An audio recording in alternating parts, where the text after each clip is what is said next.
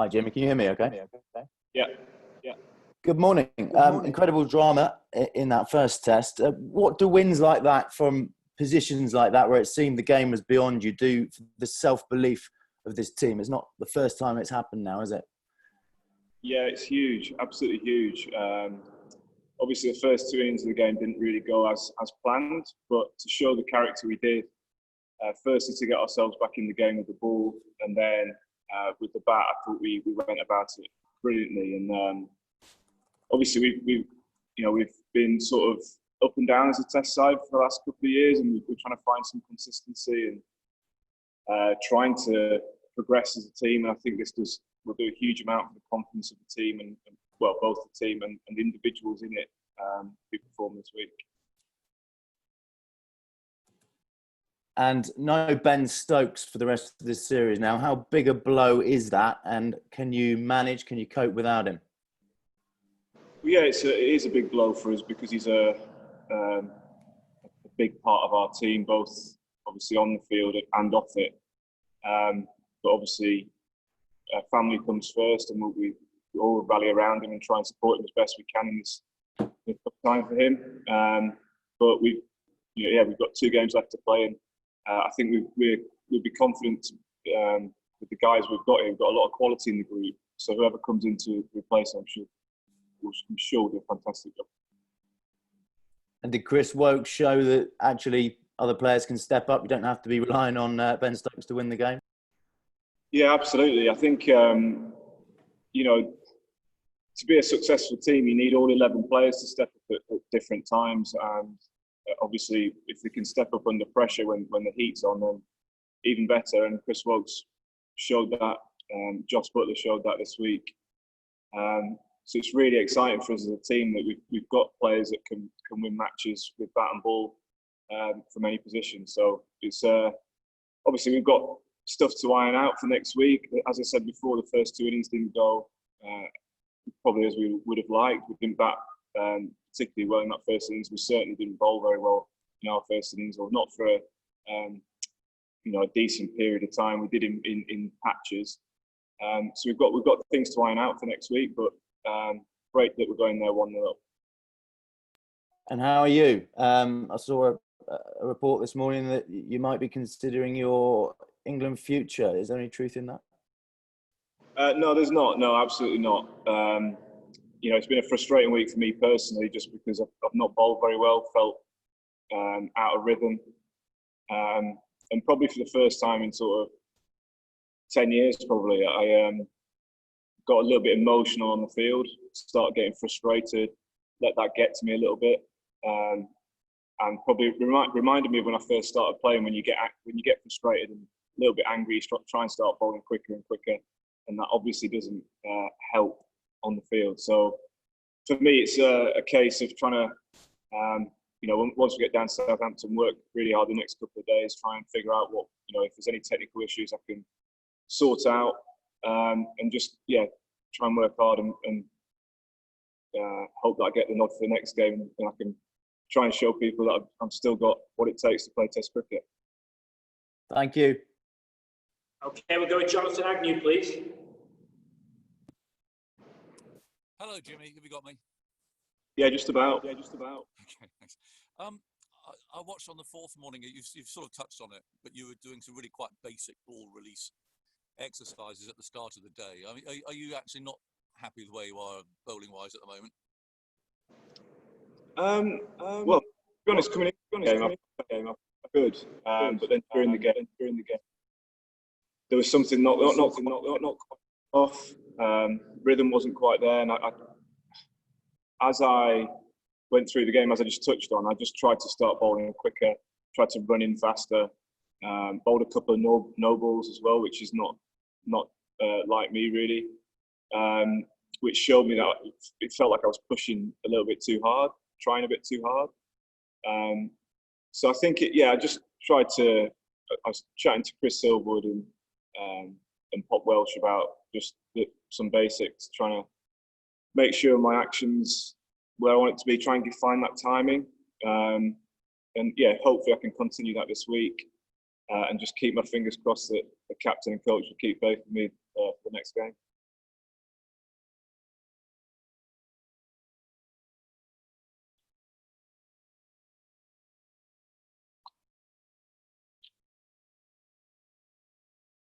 Aggers, you're muted. You're on mute. You muted me, you so-and-so. Here we go. Okay, I was going to touch on that. Because do you feel that as the matches and the months go by, rather than there being less pressure on someone of your experience and stature, but in a way there's more, because there are queues of fast bowlers coming up through the ranks. Everyone's talking about the great depth that there is. With each passing match in which you don't hit absolute top form, do you feel that people are starting to say, well, that's it, that's the end of him now? Yeah, I did feel like a little bit, but I think that's just, you know, something that I've done really well throughout my career is actually deal with the pressure that comes with playing, whether that's you know, the pressure of expectation, the pressure of the match situation. I feel like I've dealt with that pretty well throughout my career, and this week I probably didn't deal with it very well. So again, that's something that I need to look at and you know, just go away and personally work on that, and try and make sure that once, you know, if I play in the next game, or whether it's the test after that, or whether it's the winter, then you know, whenever I play next, I'm ready to be able to cope with that and make sure I think it's about focusing on the game situation as well for me, because, you know, the minute you start thinking about whispers, things like that, that can affect you. So I've got to throw myself into the match situation and just try and fully focus on.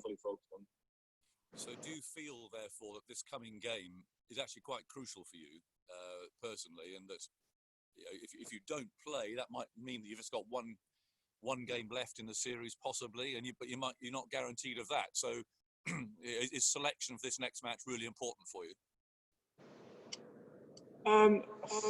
It's always important. You know, I've always I've never counted my chickens. I've never thought I'm definitely playing the next game. I've always worked hard, whether as at, you know, the peak of my powers or when I first started. You know, I think having the attitude of trying to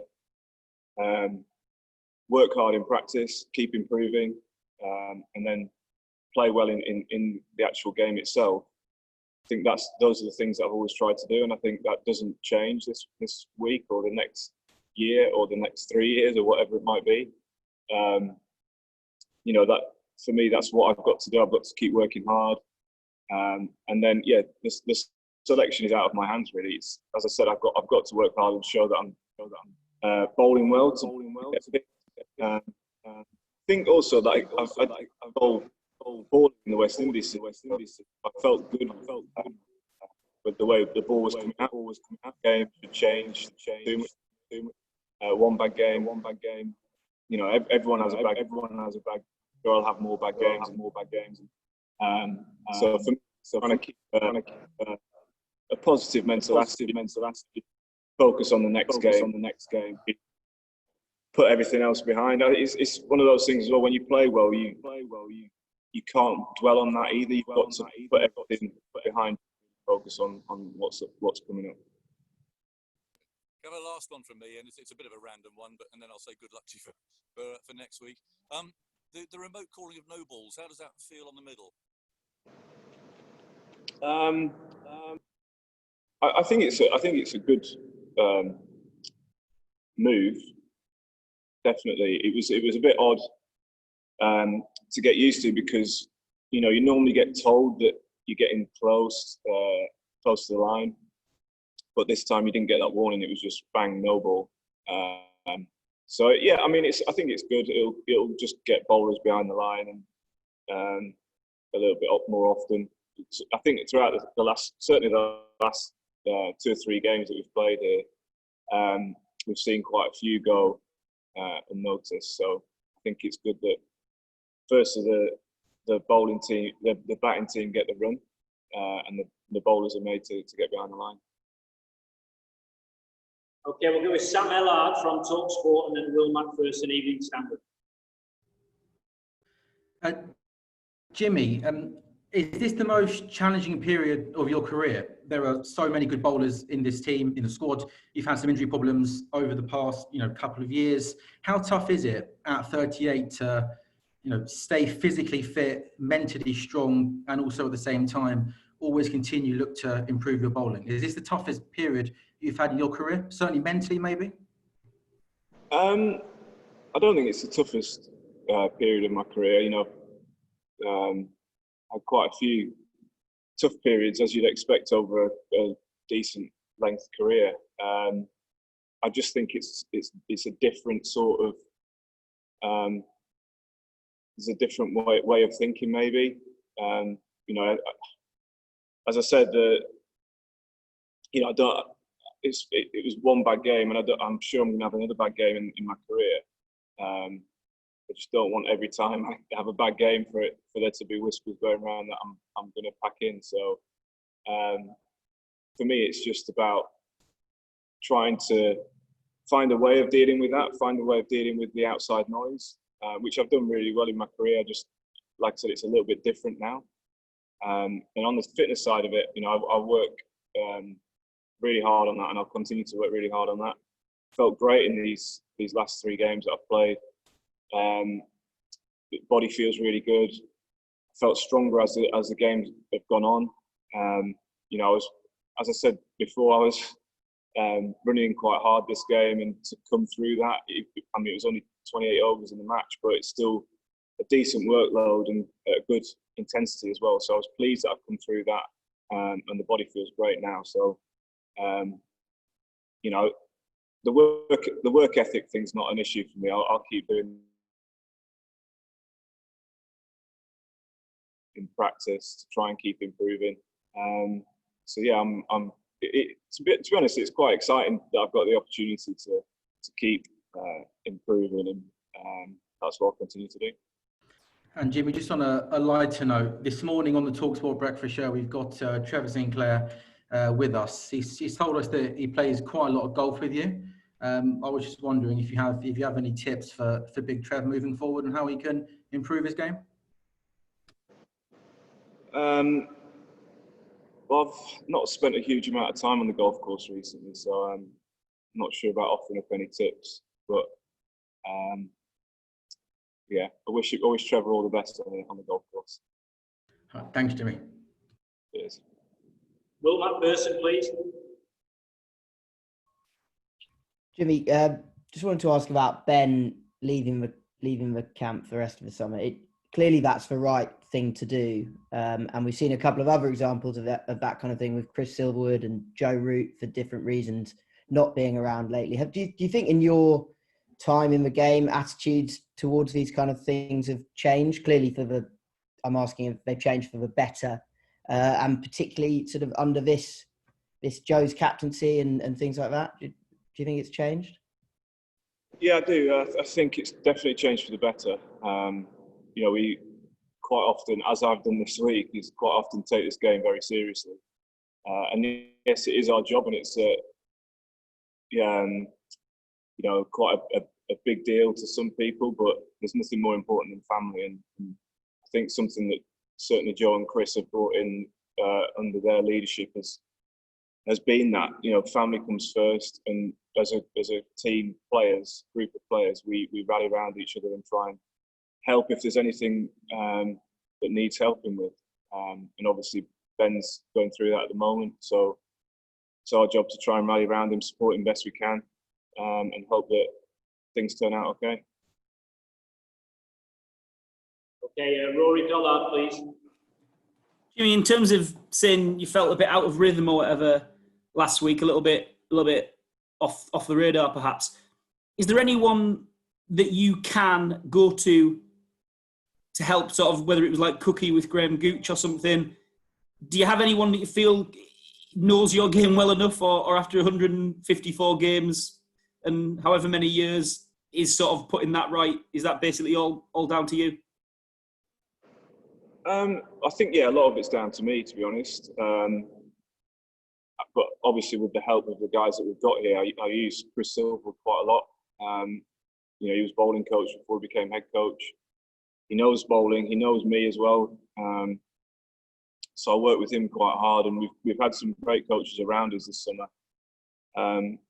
So there's plenty of people to be able to pick their brains, pick their thoughts. You know, I'll be talking to Brody as well, see if he can see anything, because it feels like we've been each other's coach at mid on and mid off for however long. So we do it. You know, we try and help each other out. So I'm sure I'll be picking his brains this week too. He said the other day, I think when he got the 500, that you were still his inspiration. So it works two ways a little bit.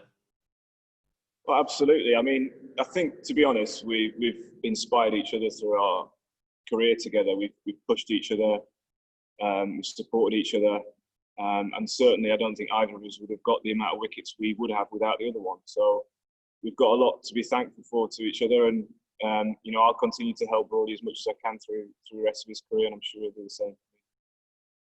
Thanks, Rory. John Etheridge, please. Morning, Jim. You've been saying you're hoping you'll play on Thursday. Would you expect England to play the same balance of the team? I mean, Ben has been considered a specialist batsman in the last two tests, and they played the four seamers. Obviously, Ben did bowl a few overs, but would you expect the same balance? I'm not sure, to be honest. Probably halfway through this game, the last game, we thought we need to change the balance, but by the end of it, you think, well, you know, we can cope with that sort of balance. Obviously, without Ben bowling, we saw how it is difficult to find that balance. But we've got players in the squad who can help us cope with that. And I think Chris Wilkes showing that, you know, batting the way he did shows that he's a more than capable number 7, and he'll just continue to get better as well. I think the more exposure he gets at that position.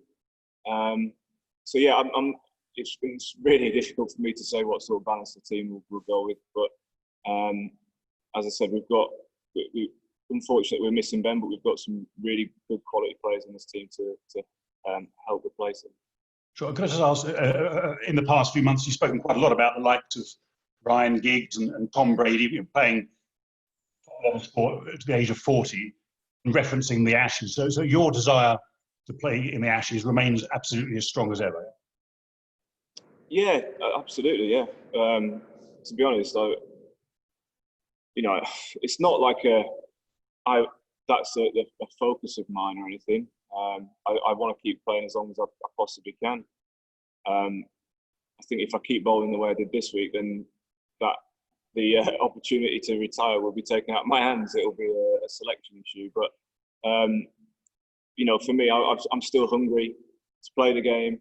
Yeah, and I just want, you know, I think the frustration for me this week has been just after one bad game, the sort of whispers that go around, and I don't, you know, don't think that's really fair. But yeah, for me, I'm still hungry. I'm, you know, experiencing a win like that this week. That is why we play the game. Seeing all the lads perform, and I think, you know, if any other sort of test match, you know, it's one of the, for me, I'd be thinking it's one of those things.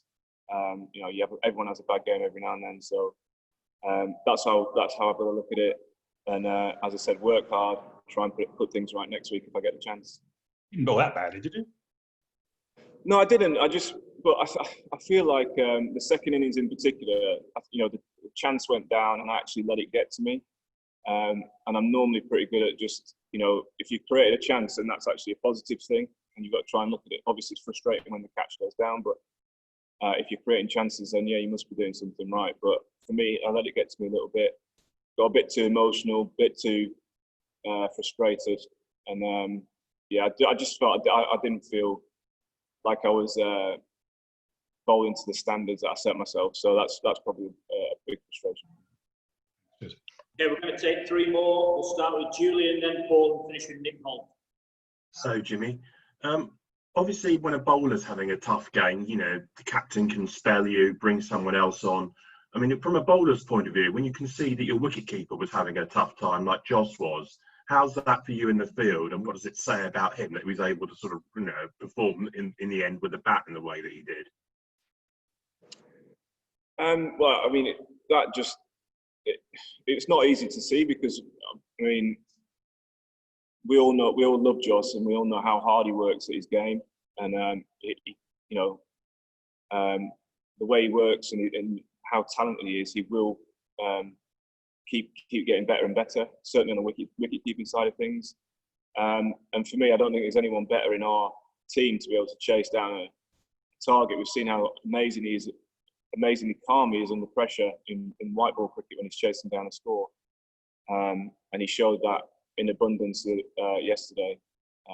The way he batted with Chris Wokes was just, absolutely phenomenal.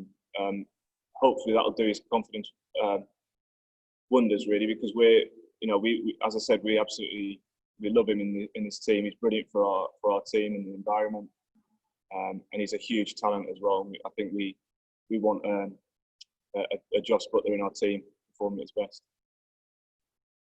Thank you. Paul Newman, please. Well, hi, Jimmy. How big an incentive is 600 Test wickets now you're so close to it? Because it really is an incredible figure and you're within touching distance. It's not a huge thing for me, really. As the other sort of milestones have gone past, haven't been either. For me, I want to be contributing to this team, and that's my sole focus, really. I want to be bowling well, and contributing to England winning games of cricket. And that's been my focus throughout my career, and that'll continue to be my focus for the rest of my career, because I think that's served me well.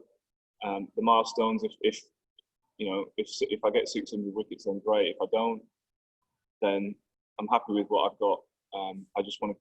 I know I can perform better than I did this week, and I want to, as I said, keep getting better and helping them win games of cricket. Thank you. And last question. You've probably just answered this question just now, but Alistair Cook played 161 tests for England, which is obviously the record. You're on 154. Would you like to go past that? I mean, that'd be quite an achievement for a fast bowler to end as England's most capped cricketer. Yeah, that's all I'm focused on, is getting past Alistair Cook. No, I mean, I still can't quite believe when you the number that's next to my name when the teams go up on the TV. 154 does sound quite a lot of games, but I feel like I've still got quite a few more left in me, and I think that's got to be the focus for me, is just trying to, as I said, focus on the next game, try and stay fit. As has been said today, my last probably 18 months has been frustrating injury-wise. So, I just want to stay fit, keep enjoying. I think getting back to enjoying my cricket, which I didn't enjoy bowling this week, but I want to remember why I play the game. I enjoy doing what I do. Play as long as I can. If I get past Cookie, that'll probably be the only one thing that I've got up on him. So I'll take. Cheers, thanks. Okay, thanks everyone. Have a good day. Cheers.